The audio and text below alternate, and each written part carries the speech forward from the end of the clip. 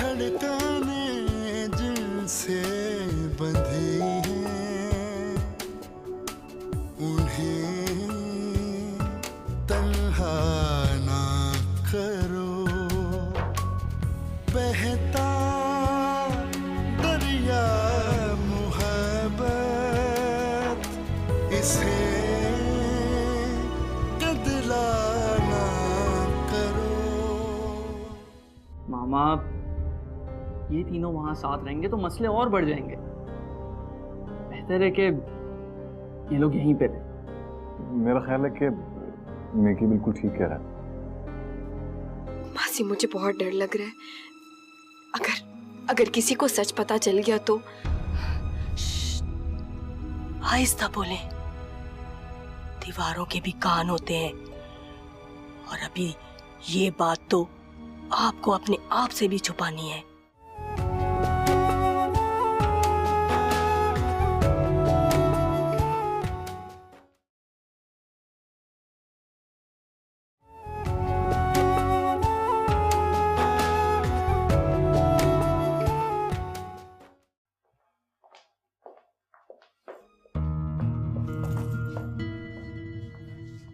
तुम अपनी भाभी की हमदर्दी में और तुम्हारा बेटा अपने कजन की बेवगी के गम में दिन रात हलकान हुए जा रहे हो। ना तुम बिजनेस में तवज्जो दे रहे हो ना वो वापसी पर।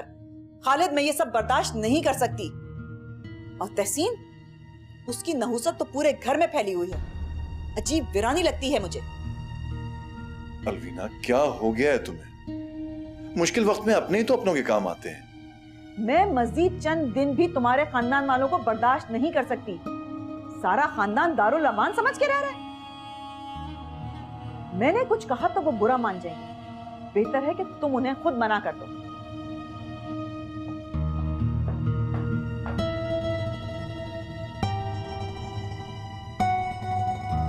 ये तुमने अच्छा किया तहसीन कि तुम यहाँ चली आई।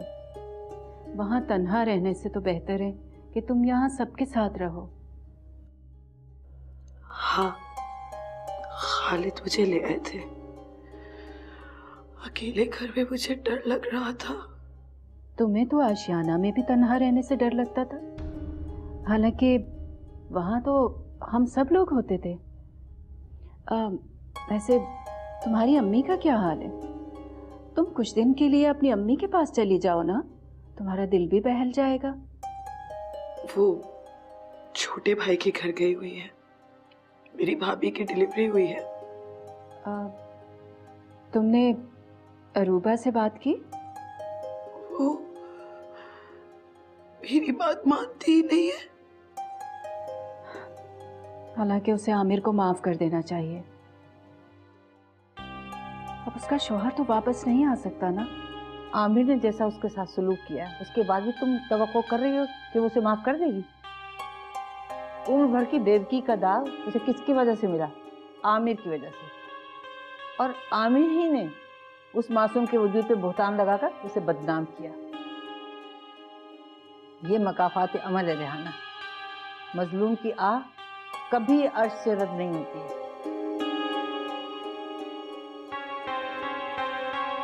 अम्मा जी, तहसीन का पूरा घर तबाह हो गया है। जाहिद जेल में और आप इसकी हालत देखें।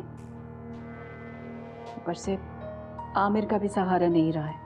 दूसरों को बेसहारा करने वालों को कभी ये एहसास नहीं होता कि अगर वो खुद बेसहारा हो गए तो क्या करेंगे।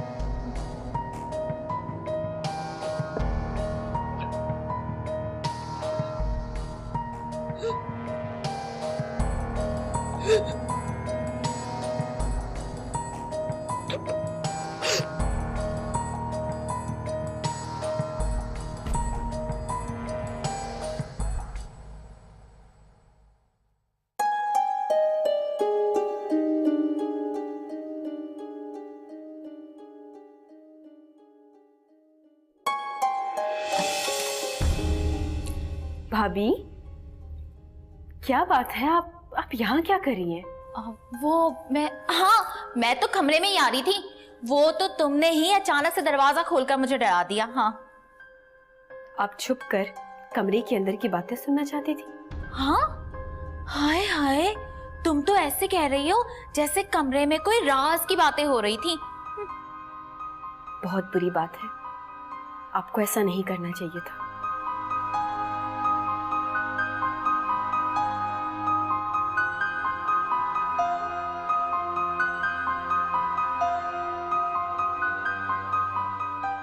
ये मोटी भाभी का क्या मसला है मासी? हर वक्त मेरी टो में लगी रहती है, जब देखो दरवाजे से कान लगाए बैठी रहती है। आज तो मैंने उसे खूब डांटा।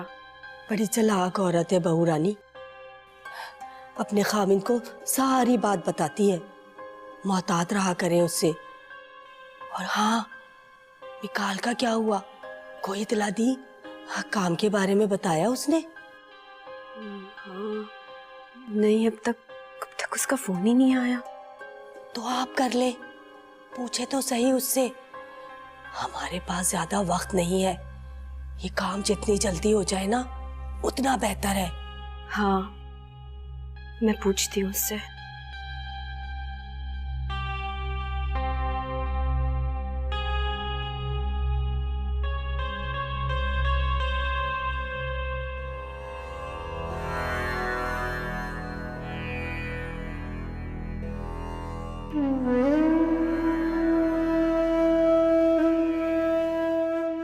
जाहिद,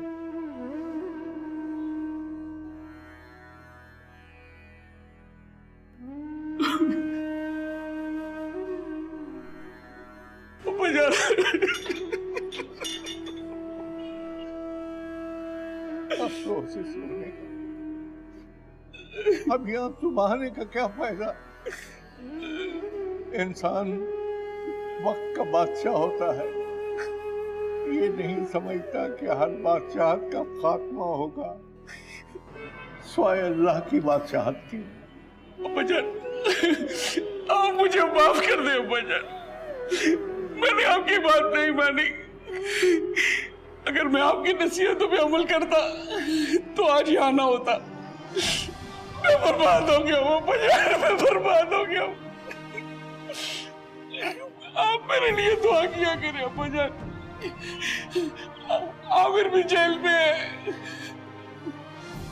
बदनसीबी और मजबूरी है हमारी, क्या करूं? अब्बाजान, आप आमिर भाई से कह के आमिर की जमानत का बंदोबस्त कर दे। बाप होना इसलिए बेटे की तकलीफ का एहसास खुद से बढ़ के है। इसी तरह मुझे तुम्हारी तकलीफों का एहसास होता था और मैं समझाता था कि जाहिद मत करो। अब्बाजान, आप मुझे माफ कर दे, आप मुझे माफी दे दे अब्बाजान। अब्बाजान, आप यहाँ ना आया करें अब्बाजान, प्लीज। ये जगह आपके आने के लिए नहीं है अब्बाजान, आप ना आया करेंगे।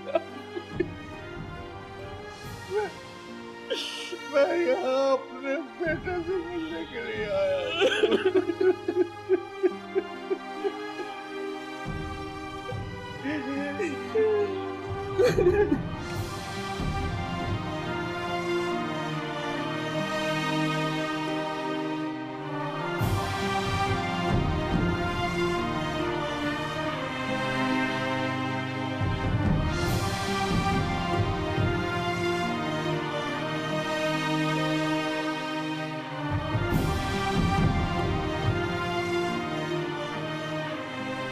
हाँ, बोलो मिकी, क्या रहा? पेपर वर्क तो सारा कंप्लीट है, बस तुम्हारे बयान और सिग्नेचर की जरूरत है। बताओ फिर कब आ सकती हो? जब तुम कहो। अगले हफ्ते कमाल की केस की हेयरिंग है। अगले हफ्ते? नहीं, बहुत देर हो जाएगी। कल ट्यूसडे है, मैं तुम्हें परसों लेने आता हूँ। Okay fine, bye.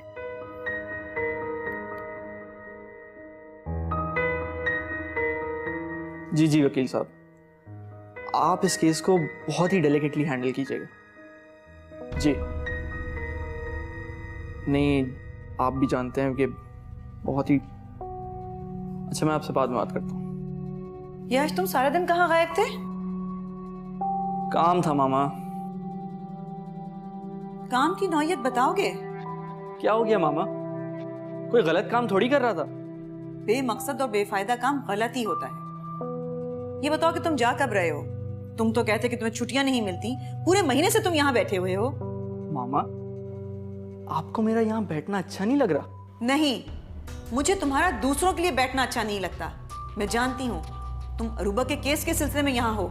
ओह गॉड, अरूबा के केस पर नहीं मामा, उसके केस के सिलसिले में सिर्फ और सिर्फ उसकी मदद कर रहा हूँ। क्यों? कजन है वो मेरी, और वैसे भी दादाजान इस बुढ़ापे में कोर्ट के चक्कर नहीं लगा सकते, इसीलिए मैं उसके काम की वजह से रुका हुआ। तो मेरा शक सही निकला ना कि तुम्हारे दादा दादी तुम्हें इस्तेमाल कर रहे हैं। उन्हें तुम्हारी तालीम, तुम्हारे वक्त, हमारा पैसा जो लाखों रुपया तुम्हारी तालीम पर खर्च हो रहा है, किसी चीज का एहसास नहीं है। उन्हें सिर्फ अपनी गर्ज है। मामा, आप अपना बीपी हाई क्यों कर रही हैं? मुझे ये काम करना है और मैं करूंगा। जब काम खत्म हो जाएगा तो वापस चले आऊंगा, फिर नहीं आऊंगा यहाँ पे। तुम और तुम्हारे काम सब जानती हूं मैं।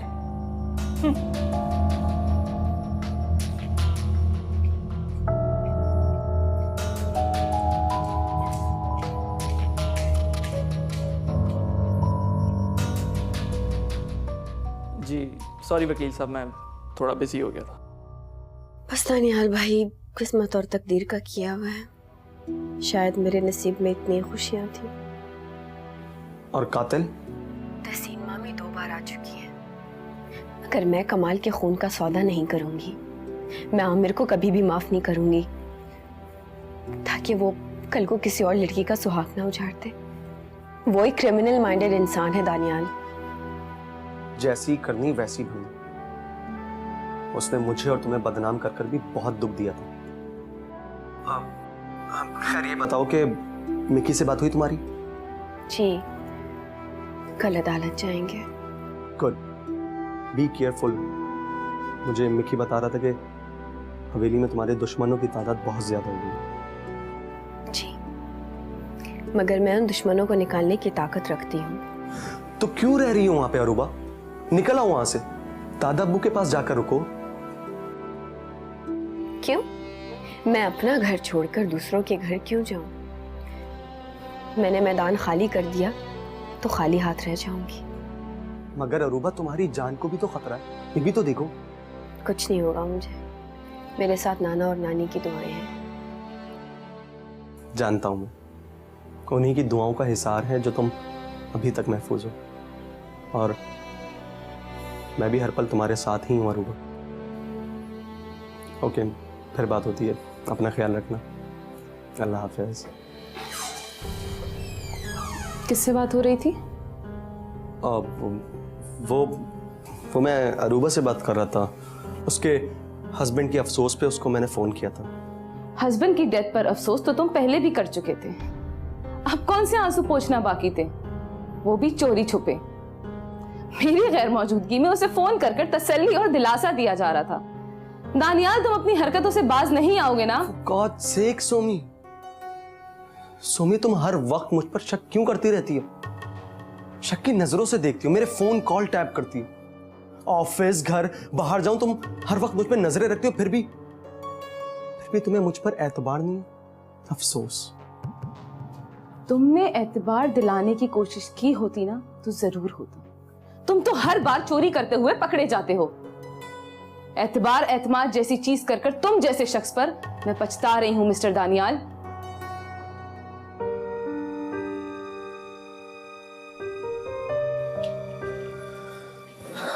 Oh God.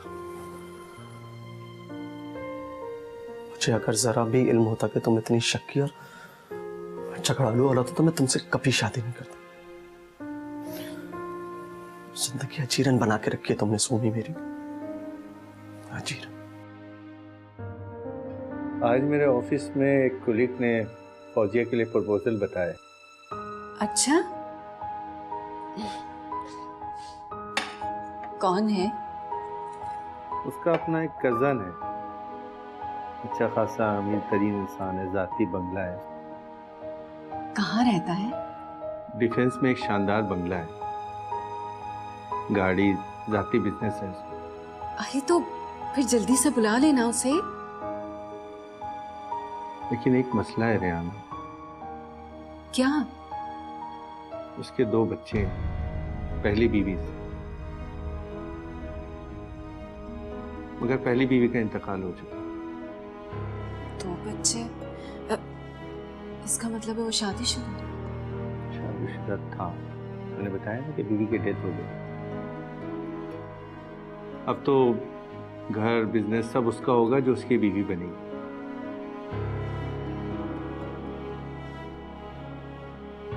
आबिद,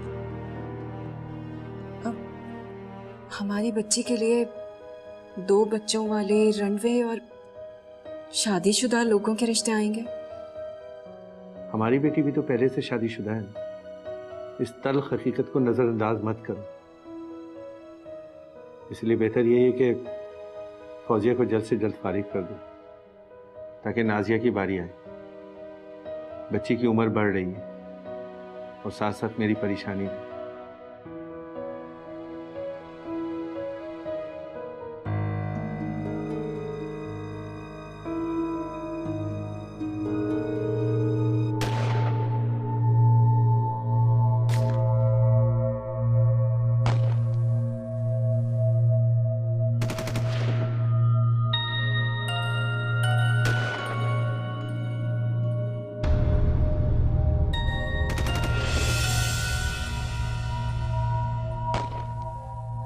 मासी, मासी। बहू रानी, मासी। ये तो बहू रानी की आवाज है। मासी, मासी।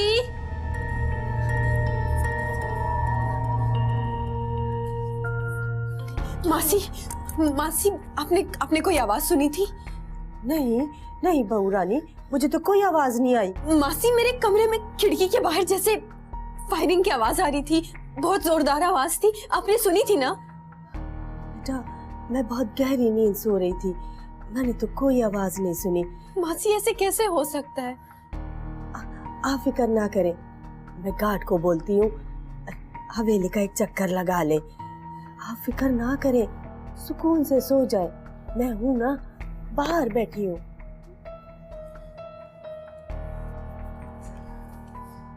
मेरा वहम नहीं हो सकता है। आवाज तो सुनी थी मैंने। मैं कल खुद गार्ड से पूछूंगी।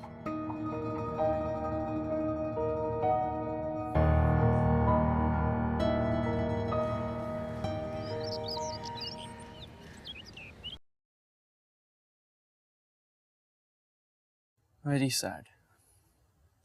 दौलत बहुत जालिम शे है, इसके लिए लोग अपनों को ही मार डालते हैं, और तुम इनके रास्ते में सबसे बड़ी रुकावट हो। तुम्हें बहुत मोहतात रहना होगा। मैं मोहतात हूँ मिकी। यहाँ दोस्त कम, दुश्मन ज्यादा है। तुम हमारे घर आ जाओ। नहीं, मैं ये घर छोड़कर कहीं नहीं जाऊंगी। तो फिर नाना अबू को अपने पास बुला लो। नाना अबू कब तक मेरा सहारा बनेंगे? मुझे अपनी जिंदगी खुद गुजारनी है। बहुत बहादुर हो गई हो तुम। Good good. चले? चलो। कहाँ जा रही हो? मेरी नाना अबू की तबीयत ठीक नहीं है, उन्हें देखने जा रही हूँ। अच्छा, मगर हमारे खानदान में कोई भी बेवा औरत किसी गैर मर्द के साथ कहीं नहीं जा सकती। ये गैर नहीं है, मेरा सगा मामूजाद भाई है। सगा भाई ही सगा होता है। इत्तला देने का शुक्रिया। अब हम जाएं? चलो रूबा।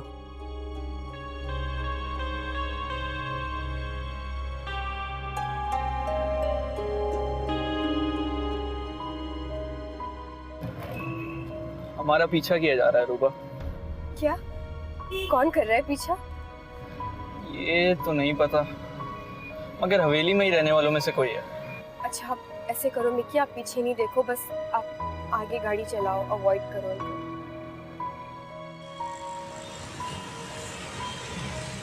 अब फिर 2 हफ्ते बाद जाना होगा। ये कोर्ट के चक्कर भी ना बहुत लंबे होते हैं, और सालों का चक्कर है। आपको वापस भी तो जाना है। जाना तो है, मगर तुम्हारे काम का क्या होगा? तुम फिक्र ना करो, मैं वकील साहब से मिल चुकी हूँ और वो बहुत अच्छे इंसान है, बाकी काम मैं करवा लूँगी। मगर यूं तन्हा तुम्हारे साथ इस वक्त किसी का होना बहुत ज़रूरी है। मैं बाबा से बात करूं? नहीं नहीं नहीं, वो पहले से बहुत परेशान है जाहिद मामू की वजह से, और बाकी सब लोग भी बहुत परेशान हैं। तो समझ नहीं आता, खानदान पे एक साथ इतनी सारी मुसीबतें आ गई, सभी परेशान हैं। मैं ये केस अकेले खुद लड़ूंगी। तुम वाकई बहुत बहादुर हो गई हो, हालांकि तुम तो खानदान की सबसे बुज़दिल लड़की थी। हालात इंसान को सब कुछ सिखा देते हैं, और अगर चिड़िया के बच्चे को घोंसले से बाहर फेंक दिया जाए तो वो भी खुद उड़ना सीख जाता है।